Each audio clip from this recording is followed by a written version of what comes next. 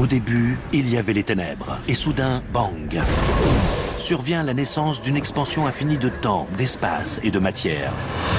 Chaque jour, de nouvelles découvertes dévoilent les mystères, les secrets époustouflants et implacables de l'endroit que nous appelons l'univers. Dans leurs recherches destinées à élucider les mystères de l'univers, les scientifiques sont parvenus à une conclusion stupéfiante. Pour comprendre ce qui se passe au niveau de l'univers, il faut d'abord comprendre ce qui se passe au niveau microscopique, à l'intérieur de la matière qui est à la base de tout ce qu'on voit. Mais en se rétrécissant des milliards de fois pour explorer le royaume des atomes et des particules subatomiques, on entre soudain dans un monde étrange et inconnu. Lorsque l'on commence à observer le monde microscopique, on se rend compte que c'est vraiment étrange. On peut même dire très curieux et assez incroyable. Dans cet univers, la matière est bien plus petite que tout ce qu'on peut distinguer au microscope. Mais c'est là que l'on trouve la clé du cosmos. Il n'y a qu'une seule façon de comprendre d'où l'on vient, c'est de comprendre cet incroyable micro-monde. Partons donc pour un incroyable voyage dans cet univers inconnu qu'on appelle l'univers microscopique.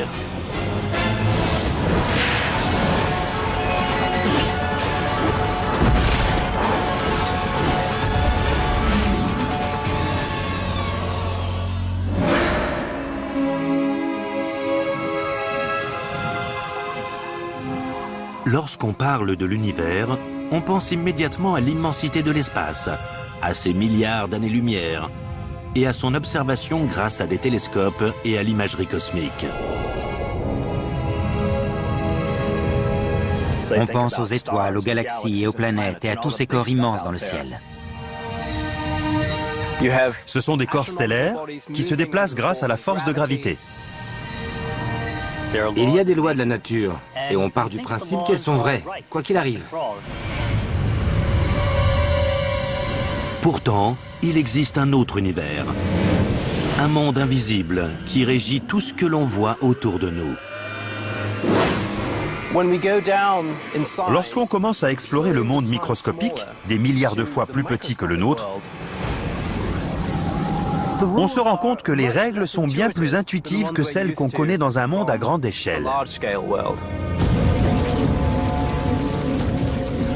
La magie de l'univers microscopique commence à 1 millionième de millimètre, c'est-à-dire la taille d'un atome. La matière se comporte de façon tellement différente à cette taille-là que les scientifiques ont développé de toutes nouvelles règles pour décrire ce qui se passe. Ils appellent ces règles la mécanique quantique. Et ce qu'on y trouve est extraordinaire. Cette balle de baseball représente une particule subatomique, comme un électron ou un photon lumineux. Cette particule adopte régulièrement un comportement très étrange dans l'univers microscopique. La version subatomique de cette balle peut être invisible. Elle peut traverser des objets solides sans difficulté. Elle peut se trouver à 2 endroits distincts au même instant. Et elle serait même capable de remonter le temps pour changer le passé. Cela signifie que je pourrais envoyer cette balle microscopique à la première et à la 4e base en même temps. Ou changer l'issue prédéterminée d'un match pendant son déroulement. Ça ressemble à de la science-fiction, mais on sait pourtant que c'est vrai. Ou en tout cas, cela semble réel dans le monde quantique. On observe des tas de choses très étranges. Si les scientifiques parviennent à comprendre comment se produisent ces événements étranges, ils pourront appliquer ces nouvelles connaissances à notre monde, révolutionner l'informatique moderne, et peut-être même nous permettre de communiquer à travers le cosmos de façon instantanée. La clé pour faire de ce miracle une réalité s'appelle l'intrication quantique. Les scientifiques travaillent déjà sur cette découverte stupéfiante pour un usage aussi bien civil que militaire. En physique quantique, ce qui arrive à un objet ici peut affecter instantanément un autre objet, même à des millions de kilomètres de distance. Voici comment ça marche. Lorsque 2 particules subatomiques interagissent, elles peuvent devenir intriquées. Cela signifie que leur rotation, leur position ou d'autres propriétés deviennent liées, grâce à un processus encore inconnu par la science moderne.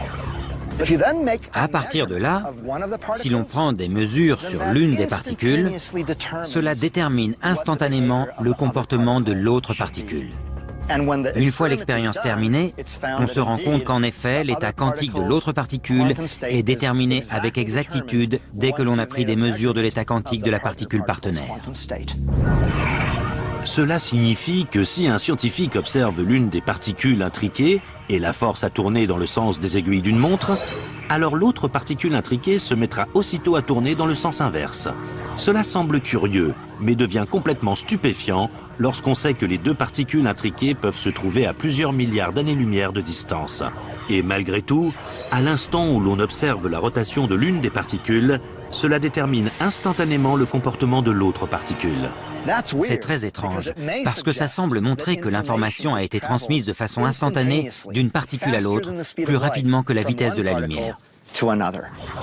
Je n'arrive pas à comprendre ça, et je ne pense pas être le seul. Einstein appelait ça une action surnaturelle à distance. L'intrication quantique n'est pas une simple curiosité du monde microscopique. Les effets des particules intriquées peuvent en effet être ressentis dans notre monde. Si les scientifiques parviennent à surmonter quelques obstacles fondamentaux, l'intrication quantique pourrait bien aider un jour les humains à communiquer de façon instantanée, même à grande distance. Les gens pensent parfois que l'intrication quantique permettra de réaliser ce rêve de transférer des informations plus rapidement que la vitesse de la lumière. Mais je ne pense pas qu'on y arrivera. Pour mettre en place ces systèmes, il faudrait commencer par les emporter là-bas à une vitesse plus lente. Mais je ne peux rien promettre. Il y a un siècle, personne ne pensait qu'on marcherait sur la Lune un jour. L'intrication quantique a plus de chances de révolutionner l'informatique moderne. Les scientifiques espèrent se servir de la magie de l'univers microscopique pour fabriquer de nouveaux ordinateurs super puissants. On va voir de quoi il est capable. Au Massachusetts Institute of Technology, le professeur Seth Lloyd a participé à la création d'un prototype d'ordinateur quantique qui se sert de bits quantiques pour ses calculs au lieu des bits traditionnels. On dispose ici du meilleur superconducteur à bits quantiques du monde, qu'on appelle qubit. Lorsqu'on procède à des calculs quantiques avec des qubits, l'ordinateur quantique peut faire plusieurs opérations à la fois. Il peut faire au moins deux choses en même temps, additionner 2 plus 2 et 1 plus 3, et faire les deux additions au même instant. Le fait qu'un seul qubit puisse procéder à plusieurs opérations en même temps donne à l'ordinateur quantique une puissance bien plus grande que tout autre ordinateur jamais conçu. Tout comme les ordinateurs traditionnels dans les années 50, les ordinateurs quantiques en sont actuellement à leur balbutiement.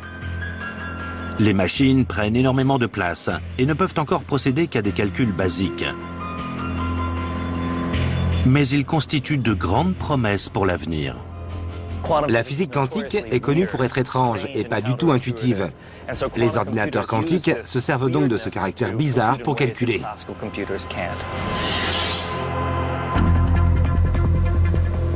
L'obstacle principal consiste à trouver un moyen de coder efficacement des informations classiques, les séries de 1 et de 0 utilisées par les ordinateurs, de sorte que l'univers microscopique puisse les traiter en se servant des particules intriquées.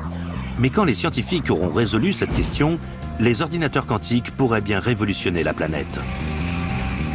Avec un ordinateur quantique, même avec très peu de qubits, on pourra accomplir beaucoup. Par exemple, briser les codes de communication actuels d'Internet.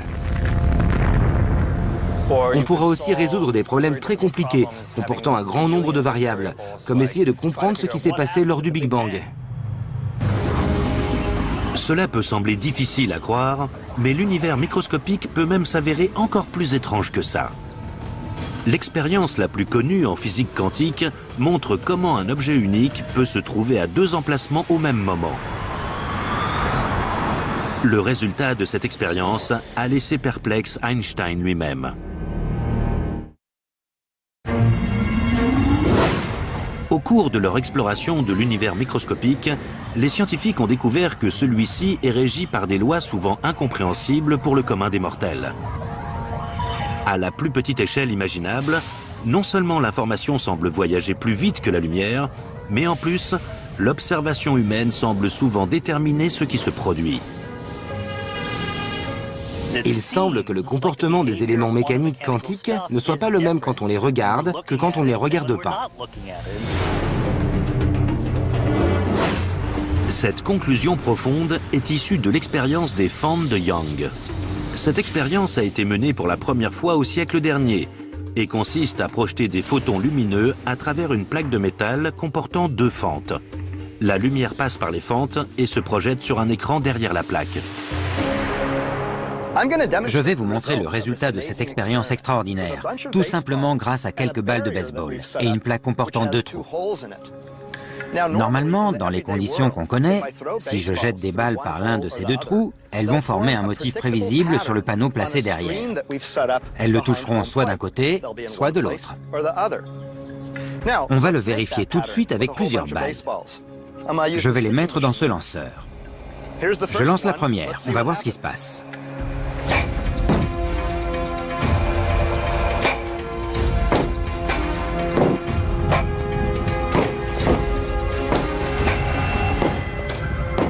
Comme vous le voyez, les balles touchent le panneau en 2 groupes, suivant une ligne à peu près droite depuis chacun des trous. C'est naturel, c'est le résultat qu'on attend. Mais quand on procède à cette expérience au niveau de l'univers microscopique, avec des électrons qui sont 10 000 milliards de fois plus petits que les balles de baseball, on obtient un résultat complètement différent et assez curieux. On obtient un motif qui ressemble plutôt à celui que produiraient des ondes qui passeraient à travers les trous et se chevaucheraient mutuellement. Normalement, les électrons sont des particules. Alors comment peuvent-elles avoir les propriétés qu'on attribue normalement à des ondes? Le résultat de ce test est troublant. L'électron est une particule au moment où on le projette à travers les fentes. Et pourtant, il forme sur le panneau un motif qui semble signifier que cet électron unique serait passé à travers les 2 fentes en même temps. Une particule microscopique peut-elle se cloner spontanément en plein vol? Après des années d'études, les scientifiques ne savent toujours pas exactement ce qui se passe. C'est sans doute ce qu'il y a de plus magique. En physique quantique, un objet peut se retrouver à plusieurs endroits en même temps. La particule arrive à sentir la présence des 2 fentes, à passer à travers les 2 et par la mécanique quantique à sentir la structure des 2 fentes pendant l'expérience. La plupart des physiciens sont d'accord pour dire que les calculs se tiennent et mènent à une conclusion indéniable qui peut être confirmée par des mesures expérimentales. Mais ce qui se passe exactement et comment, c'est encore un sujet à débat. Pour tenter de comprendre ces résultats incroyables, les scientifiques décident alors d'observer le comportement de chaque électron au moment de franchir la double fente. Comment une particule peut-elle passer par 2 trous en même temps? Les scientifiques se mettent alors aux premières loges pour observer le comportement étrange de ces électrons ou autres particules subatomiques ou même des photons lumineux. Ils ne se contentent pas de regarder où elles arrivent sur le panneau, mais ils observent le comportement des particules au moment où elles passent par les fentes. Et là, ils découvrent un phénomène incroyable. Lorsque les scientifiques observent les fentes, les électrons se comportent comme des particules et dessinent sur le panneau un motif semblable à celui des balles de baseball. Mais quand les scientifiques ne regardent pas, les électrons se comportent comme des ondes et dessinent un motif ressemblant à celui produit par des interférences d'ondes. C'est très étrange. Ce que l'on voit dépend du fait que l'on observe ou non. Lorsqu'on les observe, les particules se comportent comme des balles de baseball. Lorsqu'on ne les regarde pas, elles se comportent comme des ondes. Mais jamais les 2 en même temps. Cette découverte est tout bonnement stupéfiante. Le simple fait d'observer semble changer la nature des particules subatomiques. C'est très mystérieux. Lorsqu'on ne regarde pas, les particules sont des ondes. Lorsqu'on regarde, elles restent des particules. Donc même un électron, qui pour nous est une particule, adopte les propriétés des ondes lorsqu'on ne le regarde pas. Quand on ne regarde pas, l'électron semble passer par les deux fentes à la fois. Quand on regarde, on le voit toujours passer par l'une ou l'autre. On appelle ce phénomène l'énigme quantique. Comment le simple fait de décider si l'on va ou non observer quelque chose peut-il changer le comportement de cette chose? Il existe une explication technique. Pour observer quelque chose, il faut entrer en interaction avec un système. Par exemple, il faut éclairer ce que l'on veut observer. La lumière frappe l'objet et revient à notre œil. C'est comme ça qu'on peut savoir que la balle de baseball se trouve à tel ou tel endroit. Quand il s'agit de particules macroscopiques, ça n'a pas vraiment d'effet sur elles. Mais pour des particules microscopiques, le simple fait de faire rebondir de la lumière dessus modifie leur position et leur mouvement. Dans l'univers microscopique, les photons de lumière ont à peu près la même taille que les particules subatomiques et ont donc un impact important lorsqu'on éclaire les particules pour les observer. Mais cela n'explique pas pourquoi la lumière ne se contente pas de modifier la trajectoire des particules. Pourquoi l'observation modifie-t-elle carrément la nature de ce qu'on observe? C'est le mystère fondamental de la mécanique quantique. C'est la raison pour laquelle la mécanique quantique est si complexe. C'est très mystérieux. Quand on regarde une chose, cette chose est une particule. Et quand on ne la regarde pas, cette chose est une onde. C'est un sujet qui divise les scientifiques depuis près d'un siècle. Et on n'a toujours pas atteint de consensus. Dès leur première publication, il y a un siècle, les résultats de cette expérience ont suffi à semer le trouble dans l'esprit le plus éclairé du monde scientifique.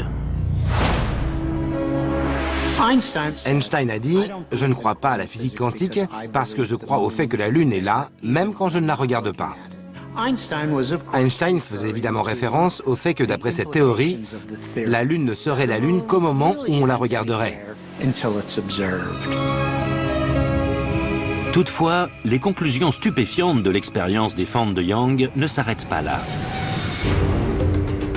Au cours des dernières années, la technologie a permis aux scientifiques de procéder à une variation fascinante de cette expérience. Et les résultats remettent en question notre perception même du temps. C'est un peu une version high-tech de l'expérience des fentes de Young. On projette des électrons sur un panneau à deux fentes, mais les scientifiques peuvent attendre, avant de décider de les observer ou non, que les particules aient franchi les fentes, tout en n'étant pas encore parvenues au deuxième panneau. C'est comme si je me trouvais sur un terrain de baseball et qu'on tirait une balle en direction du panneau à fentes. Je ferme les yeux, donc la balle passe par les fentes en se comportant comme une onde. Mais au dernier moment, avant que la balle ne touche le deuxième panneau, j'ouvre les yeux et je l'observe. À ce moment-là, les électrons redeviennent des particules et semblent s'être comportés comme tels depuis le début de leur trajectoire. Donc c'est comme si elles remontaient le temps jusqu'à avant les fentes pour décider de passer à travers l'une ou l'autre, et non pas à travers les deux à la fois comme elles l'auraient fait en se comportant comme des ondes. C'est de la folie. C'est ça l'énigme. Notre choix de la façon dont sera menée l'expérience détermine l'état antérieur de l'électron. D'une façon ou d'une autre, on a une influence sur la particule, qui semble agir dans le passé. Les scientifiques commencent seulement à entrevoir l'impact de ces mystères microscopiques sur le voyage dans le temps et sur le fait de modifier le passé dans notre monde. Mais une chose est claire. Les règles qui régissent ce monde subatomique nous font entrer dans un univers tout aussi mystérieux que de la science-fiction. La physique quantique semble même suggérer que la réalité n'est que le fruit de notre imagination.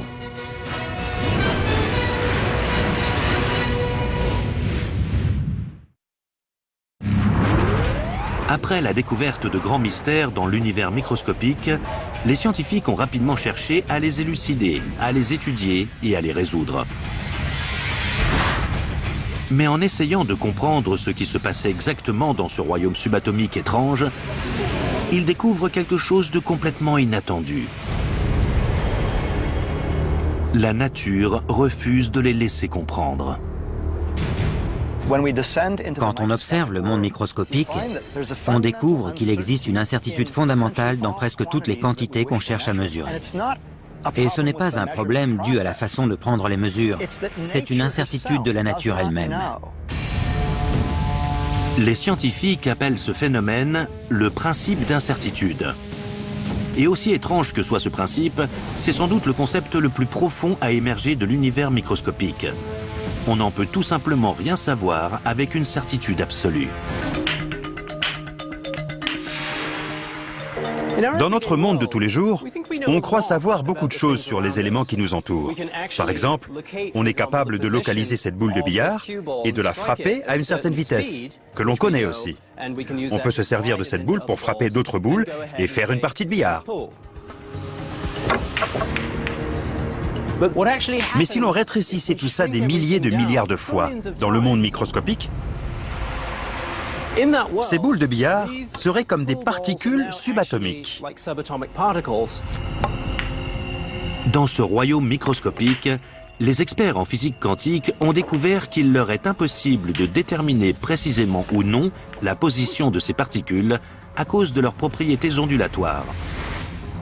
Encore plus étrange, si les scientifiques tentent d'enfermer une particule, celle-ci finira toujours par engendrer suffisamment d'énergie pour s'échapper avant que sa position et sa vitesse aient été déterminées.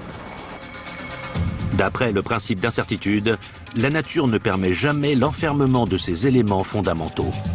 Étant donné que dans le monde microscopique, les particules interagissent suivant des règles complètement différentes, les règles de la physique quantique, le billard microscopique n'aurait rien à voir avec notre billard traditionnel.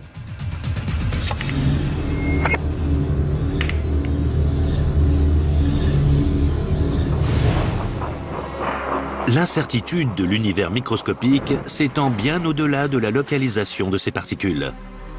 Elle s'applique à tout, même à l'énergie d'une particule. Cela donne naissance à un phénomène incroyable appelé l'effet tunnel. En physique traditionnelle, lorsqu'on lance une balle pas trop fort contre un mur, elle va rebondir. Mais si c'était un électron et qu'on le lançait contre un mur, même si on ne le lance pas assez fort pour transpercer le mur, peut-être qu'il le traversera quand même. On appelle ça l'effet tunnel. Comment est-ce possible? Ça peut sembler étrange, mais on peut expliquer l'effet tunnel en disant que l'incertitude de l'univers microscopique permet à une particule d'emprunter de l'énergie provenant de son propre futur pour traverser le mur avant de la restituer une fois l'obstacle franchi. En fait, l'électron est déjà de l'autre côté du mur, donc il peut le traverser et apparaître de l'autre côté.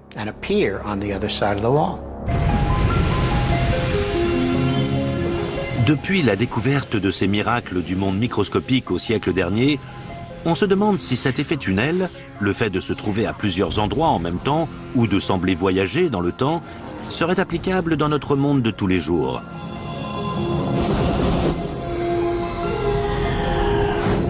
Certains scientifiques affirment que l'on ne sera jamais capable de lancer une balle à travers un mur solide. Une balle de baseball comporte un très grand nombre de particules.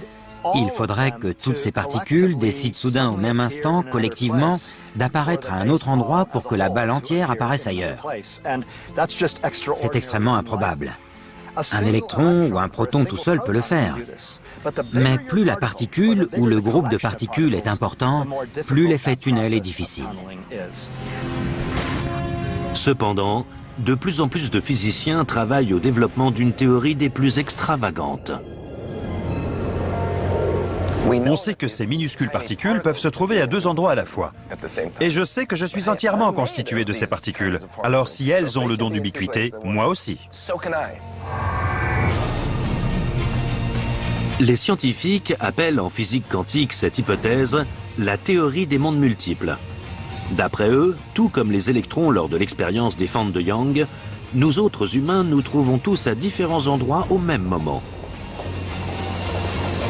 À chaque décision que l'on prend, on ne choisit pas un chemin ou l'autre, mais l'on emprunte les deux à la fois, dans deux réalités légèrement différentes.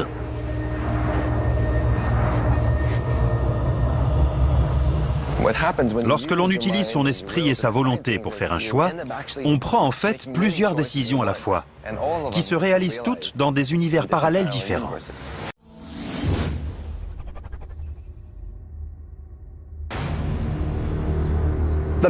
D'après la théorie des mondes multiples en physique quantique, lorsque je lance une balle courbe, ça n'arrive que dans cet univers-ci. Dans un autre univers, je lance peut-être une balle droite. Dans un autre, je lance peut-être une balle papillon pour la première fois de ma vie. Et dans un autre encore, je la lance dans le grand champ. Dans la théorie des mondes multiples, toutes ces différentes issues possibles se produisent dans des univers parallèles aux nôtres. C'est ce que nous dit cette théorie. Tout cela semble un peu fantaisiste. Et pourtant, nombreux sont les physiciens théoriciens convaincus que c'est ainsi que fonctionne le monde microscopique. Si c'est vrai, les implications de cette théorie stupéfiante vont bien plus loin que le terrain de baseball. En gros, cela suggère qu'il existe des univers parallèles aux nôtres dans lesquels, par exemple, les nazis ont remporté la Seconde Guerre mondiale. Dans un autre univers encore, le gouvernement américain a déjoué les plans des terroristes du 11 septembre et les tours du World Trade Center sont encore debout en plein Manhattan.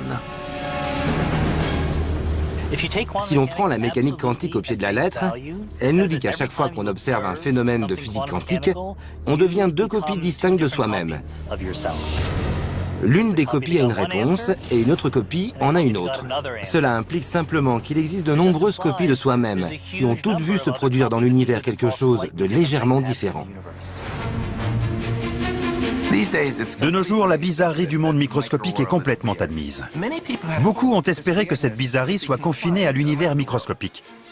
Il est plus facile de croire que les corps plus grands, comme les êtres humains, sont immunisés contre tous ces phénomènes et ne peuvent pas se trouver à plusieurs endroits à la fois. Mais il est clair désormais que cet espoir est un peu naïf. La bizarrerie ne peut être contenue. Ce débat fascinant sur l'interprétation des mondes multiples en physique quantique fera rage tant que les physiciens n'auront pas résolu les mystères de l'univers microscopique.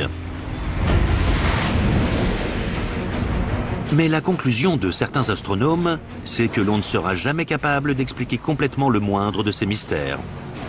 D'après leurs calculs, la majeure partie de la matière composant l'univers existe à une dimension supérieure que l'on ne pourra jamais explorer.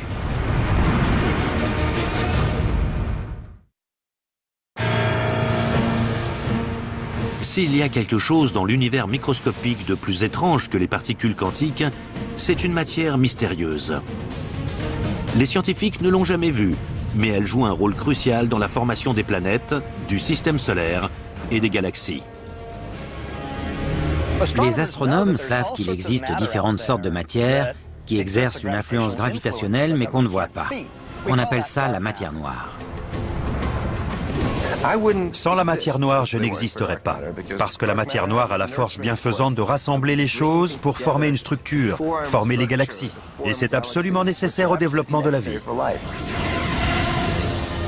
La matière noire constitue le chiffre incroyable de 85% de tout ce qui, dans l'univers, a une force d'attraction. Si la matière noire est constituée de particules, alors des millions de particules de matière noire me traversent à chaque seconde. Mais bien que l'on connaisse l'existence de la matière noire, les astronomes doivent faire face à un mystère microscopique. Qu'est-ce que c'est? Ils ont tout d'abord cru qu'il s'agissait de matière ordinaire, qui, pour une raison inconnue, est invisible. À ce moment-là, les astronomes ont décidé de faire un inventaire. On connaît la quantité de matière ordinaire présente dans l'univers. Ce qu'on entend par matière ordinaire, ce sont les atomes.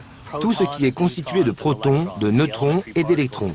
Toutes les particules élémentaires qui nous constituent, nous, et tout ce qui existe sur Terre. Mais du coup, ça ne colle pas. Il n'y a pas assez de matière ordinaire dans l'univers pour obtenir le bon total. Cette conclusion est étrange. Comment est-il possible que la plus grande partie de la matière de l'univers microscopique ne soit pas composée de protons, de neutrons et d'électrons? C'est un choc de découvrir que ces atomes qu'on connaît ne constituent qu'une petite minorité de tout ce qu'on voit dans l'univers. Il y a environ 6 fois plus de substances différentes qui nous est invisible. Il est intéressant de se dire que la science nous a menés à un point où on a réalisé que non seulement nous ne sommes pas le centre de l'univers, mais qu'en plus, on n'est même pas fait de la matière dont se compose le plus gros de l'univers. L'univers est en majeure partie constitué de cette matière noire, qui est, à quelques petites particules près, au-delà de notre champ de détection. D'après les spéculations de certains physiciens théoriciens, la matière noire pourrait être faite de neutrinos, ces minuscules particules 1000 fois plus petites que des électrons qui correspondraient à la plupart des caractéristiques connues de la matière noire. On sait que les neutrinos existent. Ils ont une masse, ils contribuent au poids de l'univers, donc on pensait que c'était le fin mot de l'histoire. Et là, on découvre qu'il ne s'agit pas de neutrinos. Une grande partie de la matière noire n'est sans doute pas composée de neutrinos normaux, parce que ceux-ci se déplacent très rapidement, et ils éliminent la formation de ce qu'on appelle la structure à grande échelle, qui s'est faite par l'encastrement de matière à l'échelle des galaxies, très tôt dans l'histoire de l'univers. La formation des galaxies aurait été bien plus compliquée si l'univers était plein de neutrinos qui filent dans tous les sens. La matière noire n'est pas constituée de neutrinos, mais d'un type de particules qu'on n'a pas encore su détecter. Il s'agit sans doute de particules subatomiques étranges, des résidus du Big Bang, de l'époque où l'univers était extrêmement chaud et dense. Toute une collection de particules se sont créées à ce moment-là. La plupart d'entre elles ont disparu ou ont évolué, mais certaines sont restées, et on pense que ce sont elles qui composent la matière noire. Mais quelles peuvent bien être ces particules extraterrestres microscopiques? Comme il s'agit d'un élément complètement inconnu du monde scientifique, les astronomes ont déterminé les caractéristiques d'une particule complètement nouvelle, rassemblant toutes les propriétés de la matière noire. Ils ont appelé cette particule WIMP, acronyme anglais pour particules massives à faible interaction. L'un des problèmes de l'hypothèse du WIMP, c'est qu'on n'a jamais réussi à en détecter un en laboratoire. Il y a plusieurs expérimentations en cours pour tenter de trouver des WIMP en laboratoire. On aimerait aussi parvenir à en fabriquer à l'intérieur d'un accélérateur de particules, comme le Grand Collisionneur de Hadron à Genève. On s'attaque au problème dans plusieurs directions pour arriver à détecter des WIMP. Si les scientifiques découvrent des preuves de l'existence de la matière noire, trouveront-ils aussi les preuves de l'existence d'un autre monde comportant des planètes, des formes de vie et un tableau des éléments?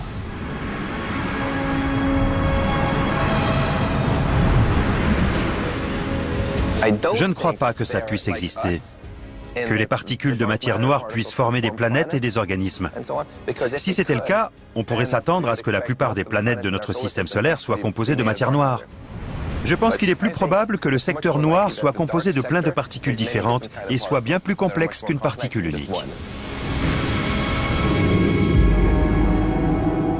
Toutefois, la science moderne n'a toujours pas trouvé de preuve de l'existence de cette matière microscopique mystérieuse.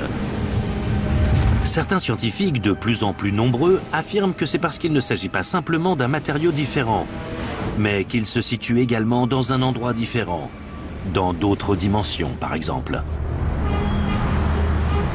On prend très au sérieux la thèse selon laquelle la matière noire proviendrait d'autres dimensions, ou représenterait des particules ordinaires qui se déplaceraient dans ces autres dimensions. Le propre de ces autres dimensions, c'est qu'on ne les voit pas, et qu'on interagit très peu avec elles. Donc c'est l'endroit idéal pour la matière noire. Voici une théorie envisageable. L'influence gravitationnelle présente dans les galaxies et les groupes de galaxies que l'on attribue à la matière noire dans notre propre univers, cette influence serait causée par la concentration de matière dans d'autres dimensions. On ressentirait cette influence dans notre dimension, mais on ne pourra jamais en avoir la preuve puisque cette matière se trouve ailleurs. Quelle qu'elle soit et où qu'elle se trouve, la plupart des physiciens sont confiants et pensent trouver un jour une solution au mystère de la matière noire. À moins, comme ils le disent eux-mêmes, qu'elle existe uniquement à une échelle extrêmement petite, plus petite que tout ce que les hommes sont capables de détecter. Ce qui soulève la question suivante: qu'y a-t-il à la plus petite échelle de l'univers microscopique? C'est ce que Jason Hale de Houston au Texas a voulu poser comme question sur l'univers. Jason, ravi que vous ayez posé cette question. Ce qu'il y a de plus petit dans l'univers, ce sont les particules subatomiques fondamentales, comme les électrons ou les quarks qui composent les protons, les neutrons ou les neutrinos. On pense que toutes ces particules sont en fait différents modes vibratoires d'une seule et même entité minuscule qu'on appelle une corde, une sorte de tout petit paquet d'énergie. Elle est donc le plus petit élément existant et constitue tout ce qu'on connaît dans notre univers.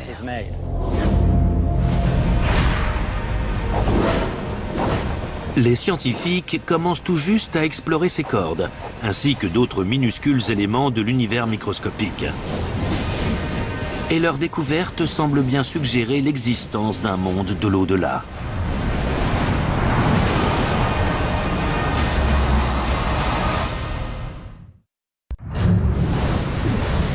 En se plongeant dans des dimensions de plus en plus petites de l'univers microscopique, les scientifiques ont réussi à observer l'intérieur des atomes.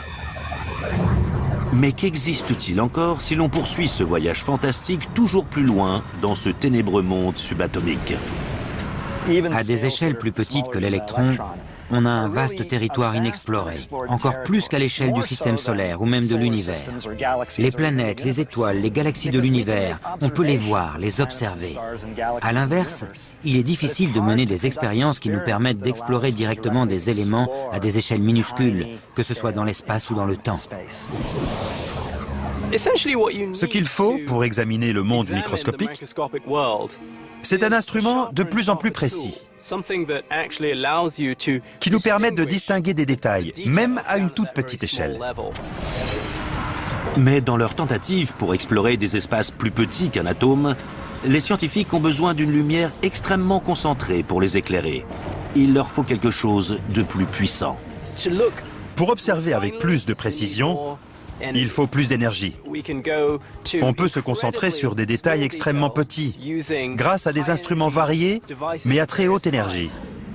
Le mieux, ce sont des accélérateurs de particules. On se sert de particules élémentaires pour tester la structure d'autres particules élémentaires, en les collisionnant. Grâce à cette collision, les particules interagissent, et on peut observer le résultat à différents niveaux d'énergie. On peut ensuite continuer à observer des distances de plus en plus petites dans l'espace et dans le temps, en menant des expériences de collision à des énergies de plus en plus élevées.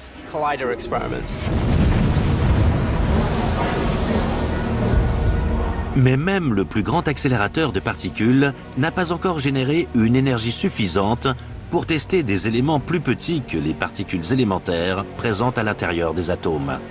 Malgré tout, les scientifiques continuent de croire qu'il existe quelque chose à plus petite échelle. Des éléments si petits que l'esprit humain ne peut même pas les concevoir. Les physiciens essaient actuellement de comprendre ce que l'on appelle la longueur de Planck, qui correspond à 10 puissance moins 33 cm. C'est 10 puissance 20 fois plus petit qu'un électron. Disons qu'un électron fait cette taille, et j'exagère beaucoup. Vous imaginez? La longueur de Planck est inimaginable, infiniment plus petite que tout élément mesurable. Et malgré tout, les physiciens cherchent à comprendre ces ordres de grandeur. Et c'est de tout cela que traite la théorie des cordes. D'après la théorie des cordes, tout ce que l'on considère comme une particule est en fait une minuscule cordelette vibrante. Pour vous donner une idée de la taille de cette cordelette, j'ai ici une pipette. Je dépose une goutte d'eau. Cette gouttelette contient 1 trillion de trillions d'atomes d'hydrogène et d'oxygène, c'est-à-dire 10 puissance 36. Maintenant, imaginez qu'on extrait un atome d'hydrogène et qu'on le gonfle jusqu'à 1 milliard de fois sa taille d'origine. Cet atome mesurerait environ 50 cm de diamètre. Là, on se demanderait si l'on peut arriver à distinguer les cordes à l'intérieur de cet atome d'hydrogène. Mais la réponse est non. Ce n'est qu'une fois que cet atome d'hydrogène atteindrait la taille de notre univers observable que les cordes pourraient enfin être observées à notre échelle. Si un atome d'hydrogène avait la taille de tout notre univers visible, une corde aurait environ la taille de l'un de ces arbres. Nous arrivons à rapporter à notre niveau sensoriel des choses qui se produisent à une échelle microscopique. Non seulement les scientifiques arrivent à rapporter tout ça à notre niveau, mais ils parviennent même à formuler des théories sur ce qui se passe au niveau microscopique. C'est un peu le Graal de la science. On pense que l'espace et le temps ordinaire cessent d'exister au niveau de la longueur de Planck. Ce qu'on ne sait pas, c'est ce qui les remplace au-delà. Il faut remplacer notre idée même de l'espace par quelque chose de plus fondamental, quelque chose qui pourrait impliquer plusieurs dimensions, ou même un concept entièrement différent.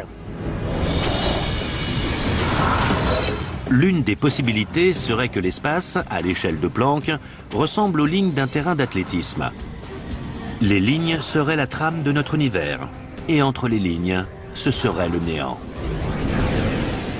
Peut-être que le temps saute d'un point à l'autre, et qu'il n'y a rien entre les deux points. C'est comme si des petites fourmis quantiques pouvaient passer d'un point de la grille à un autre sans avoir à traverser l'espace entre les deux points. Pourquoi? Parce qu'il n'y a tout simplement pas d'espace entre les deux points. Quoi qu'il se passe à cette échelle minuscule, la plupart des scientifiques pensent que les concepts d'espace et de temps se développent progressivement en une autre sorte d'univers, dans lequel le concept de rétrécissement n'a pas de sens. Il se pourrait que le temps et l'espace soient ce qu'on appelle des propriétés émergentes de l'univers, et qu'en descendant à des échelles spatiales très petites ou à de très petits intervalles de temps, les concepts de temps et d'espace ne tiennent plus, qu'ils n'aient plus de sens. D'après les scientifiques, les conditions à l'échelle de Planck pourraient être très similaires à celles qui régnaient avant le Big Bang, à une époque où tout dans notre univers était concentré dans une minuscule bille. Il se pourrait que la question de ce qui se passe dans l'univers, à la plus petite échelle, rejoigne la question de savoir à quoi ressemblait l'univers avant le Big Bang. L'univers a-t-il vu le jour au moment du Big Bang? Ou existait-il autre chose avant, qui au moment du Big Bang s'est transformé en l'univers tel qu'on le connaît aujourd'hui? Toutes ces questions n'ont pas encore de réponse, mais sont toutes reliées à ce qui se passe à l'échelle de Planck. On pourrait se dire que tous ces minuscules éléments, à la longueur de Planck, n'ont rien à voir avec nous, qui sommes beaucoup plus grands. Mais en fait, c'est l'inverse. Ce sont nos origines. Lorsque l'on remonte dans le temps, notre univers tout entier était même plus petit que la longueur de Planck. Quels que soient les éléments existants à la plus petite échelle du monde subatomique, et quel que soit leur comportement, les scientifiques sont convaincus de devoir tirer tout cela au clair avant de pouvoir comprendre le cosmos, le comportement humain et ce qui a pu exister avant le Big Bang. Nous avons donc une quantité sidérante d'informations contenues dans un espace infiniment petit de notre univers microscopique.